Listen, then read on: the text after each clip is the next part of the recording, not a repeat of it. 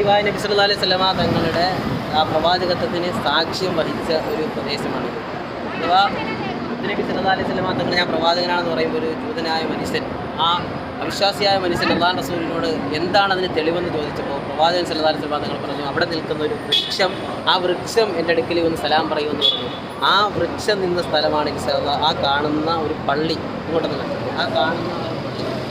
ആ കാണുന്ന ആ ചെറിയ പള്ളി, അത് ആ മിനാരം കാണുന്ന ആ പള്ളി വൃക്ഷം നിന്ന സ്ഥലമാണ്. ആ വൃക്ഷം അവിടെ നിന്ന് ഈ കാണുന്ന പള്ളി നിൽക്കുന്ന സ്ഥലം ഇവിടെ വന്നിട്ടാണ് പ്രവാചകൻ സല്ലല്ലാഹു അലൈഹി വസല്ലമ തങ്ങൾ അങ്ങ് നബിയാണെന്ന് ആ വൃക്ഷം ആ ജൂതൻ്റെ മുമ്പിൽ സാക്ഷ്യപ്പെടുത്തിയത് ഈ കാണുന്ന പള്ളിയാണ്.